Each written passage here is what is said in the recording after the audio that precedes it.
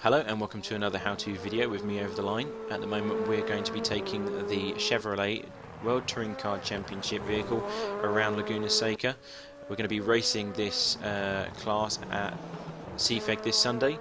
If you are interested, it's at 8 PM UK time or GMT, but we're just going to show you a lap of the circuit at full speed to get the best braking points and turning references for you to use. Okay, so we're going to be changing to the main camera now, where we're going to be getting the best view of what's going on inside the cockpit. First corner is always going to be tricky, and we're going to be braking before we get to the number 3 board on the right hand side here. This is your braking point for this vehicle, bearing in mind we are front wheel drive at this time, so any entry or anything like that acceleration wise is going to be making you go straight instead of sideways compared to any rear wheel drive car. Okay, so it's something to bear in mind when you're driving this vehicle. It's very hard to master. I'm not a fan of front wheel drive personally, but we'll do our best to show you what the best turning points and braking references are. So turn 1 is the number 3 board. You're going to be braking down heavy, low rev changes once again, as always in most of my videos, for stability. You're going to be going down into 3rd gear. Okay, so what you're going to do is you're going to hit the inside apex for the left hand corner, but what's tricky about turn 1 is it's the double apex. Okay, so you've now got the next corner basically straight after you've made your entry point, and what you want to be doing is carrying enough speed so that you're not having to apply any throttle anymore or any brakes in order to make that a second apex. Okay, and then you're going to be wanting to get to the right hand side of the track upon the exit. That's when you know you've done it correctly. So you're accelerating now into turn 2, and it's going to be a tight right hand corner. Your braking point for this corner is the number 2 board on the left hand side. You can see it just above our steering wheel. Okay, there is not a lot of braking application here. You're going to be from 4th gear most typically, and you're going to go down to 3rd. The reason for that is if you go into 2nd, you're just going to create wheel spin on the front tyres, and you're going to go straight off into the sand and gravel, which is never a good sign in front wheel drive. Okay, so it's going to be 3rd gear. Just let the car decelerate on its own. You may want to tap the throttle a tiny bit, but I doubt it. There we go, we're slowly applying the throttle there at mid-apex, but this is really tight. As you can see there, as we're approaching the curbing on the left-hand side, we're at the edge of the track right now. Past that is just sand and gravel. Okay, so this is why this is a really important corner, and you need to perfect it. It's going to be 3rd gear in order to be able to create that turn in when you reapply the throttle again. Alright, and that is a perfect corner for that. You can probably get maybe another 10th out of it if you play with the setup, but this is all in default setups, isn't it? Right, so 4th gear is the next corner, and it is in between, the braking point is in between the number 2 board and the number 1 board. Again, you're not applying a lot of braking performance onto the car because you want to carry that speed through the corner. Okay, these cars are all about carrying speed everywhere. So you don't want to over brake because it will take you years to get back up to speed, and with the rest of the pack, and you're going to lose a lot of time. So you want to stay in 4th gear as you come in, and what you're aiming for is that inside red piece of curbing there. Okay, so I'm just going to mouse around it. This is the middle of this corner. That is your central apex. And what you want to do is aim for that, and as you pass it you can then start to reapply the throttle as you come into the next set of corners. Again, once you're on the edge of the track, it's just sand and gravel on the outside of it, so all it's going to do is hurt your time if you run wide. So you want to be able to perfect that and get used to it. The only way I can advise that is practice makes perfect. Okay, it's really tricky to get right. Okay, so now we're coming under the sector 3 bridge, and this is going to be quite a heavy braking corner. And the braking point here is in between the number 3 and the number 2 board, practically in the middle. Once again, okay, you want to stay on the right hand side of the track for this corner, and again you want to change down into 3rd gear but carry the speed through. So there's 1 gear as you come into the corner, wait for the 2nd, there we go. Okay, you're aiming for just after this red curb on the inside line. That is the middle of the corner, correct? That is the apex, but for this corner I'd recommend just going a bit further beyond that before you make your full commitment to the corner. And the reason for that is you're now going to be going uphill, and again it's quite a tight exit, so the more you can accelerate, the more confident you can feel upon applying that throttle again. You just want to be touching the curbing on the right hand side, but you want to be going full throttle at this point. Upon the exit of that corner you can pretty much go full throttle up the hill onto the next set of corners. This is now a blind corner here. This is probably the hardest at Laguna Seca because I can see everyone crash here, literally everyone. And that's because they don't know where they're turning in. People don't practice this track a lot, and then what happens is they turn in and they go, oh, and by then it's too late and they just go straight off after hitting the centre curb, and then they go flying into the distance, never to be seen again. Which makes me laugh, but this is all about helping you get faster around this track.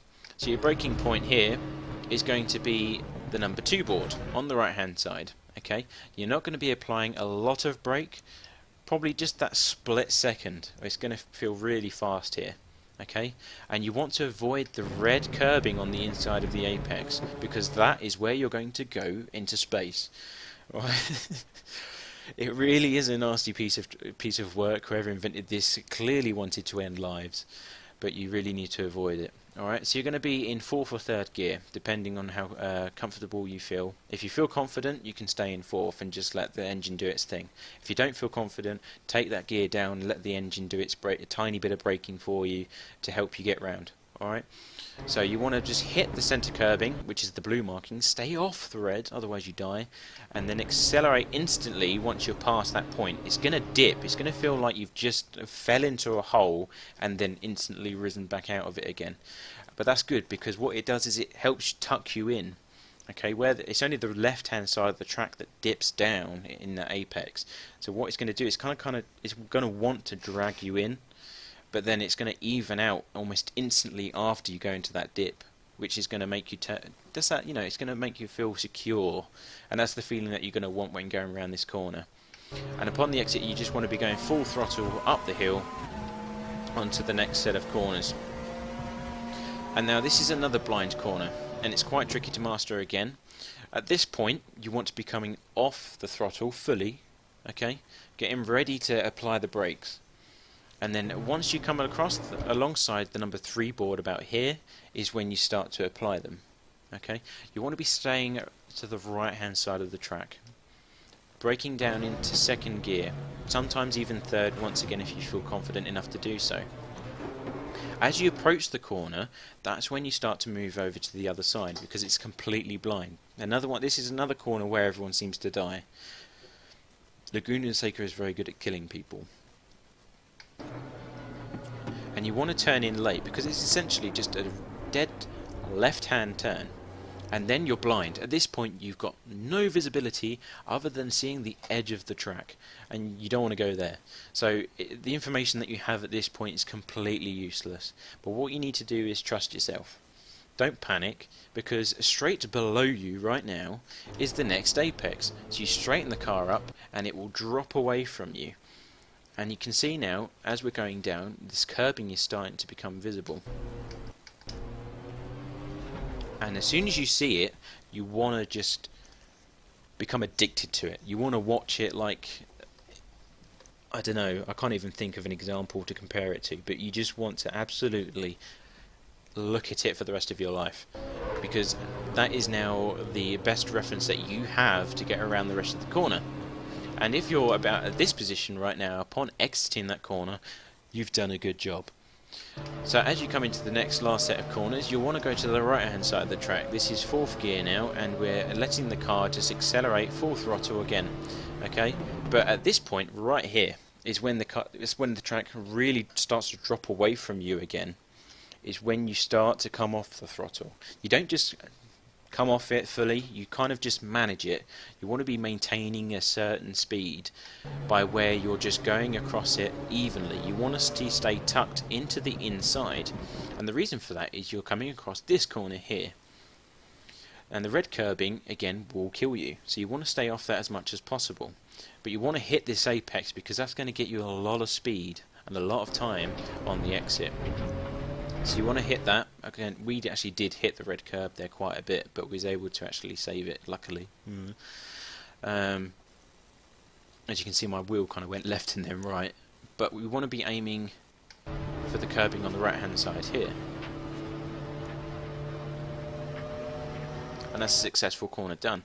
If you was to go full throttle prior to that corner, you wouldn't be making that apex, not one hope in hell.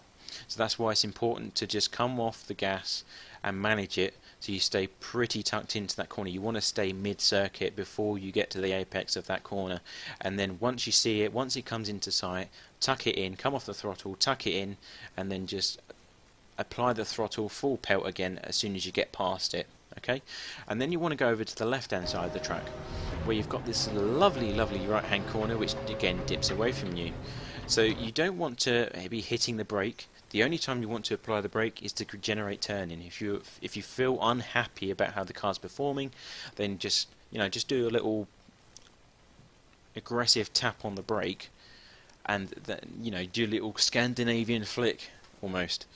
But not to that extreme. You don't want to be drifting, but you just want to generate that turning to get around this corner. Braking point, or the deceleration point should I say, is the number 2 board. Let the car do its own thing. Okay, so we've gone from 5th to 4th in the car, as you can see on the cockpit, and we're turning in once again aiming for the red curb. You want to use 3rd gear as well. This is a good indicator for how fast you should be going. If the car is revving its nuts off in 3rd, then you're pretty much doing it right. Okay, so as you can see, the rev counter is on orange at the moment. That is a good idea.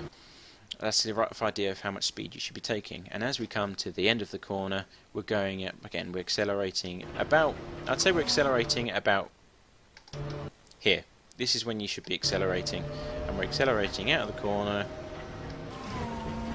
And then you want to go to the right hand side of the track again for another left hand corner at 90 degrees. Braking point is here, in between the number 3 board and the number 2 board. Okay, braking down into 3rd gear and just staying right. Oh no, we went to 2nd rather, I do apologise. So 2nd gear, late apex here.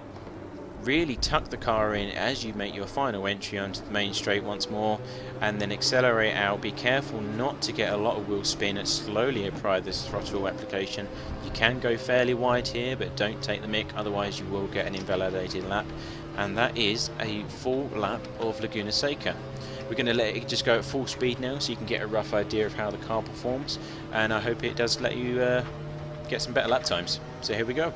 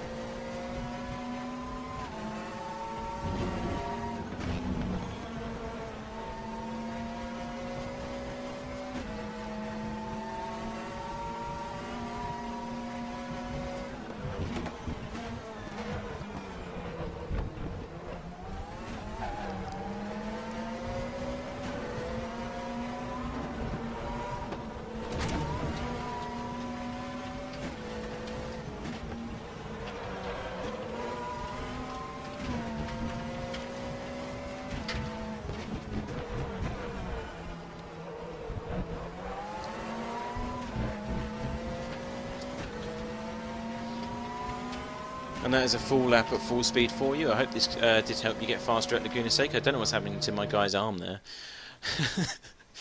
But thank you for watching. If you do have any questions or concerns about this lap time or how I've explained it, or if something is not clear to you, then feel free to message me or leave a comment below and I will get back to you as soon as I can. Thank you for watching, guys, and like and subscribe if you did get faster times from watching this, and I will see you next week for when we go racing again.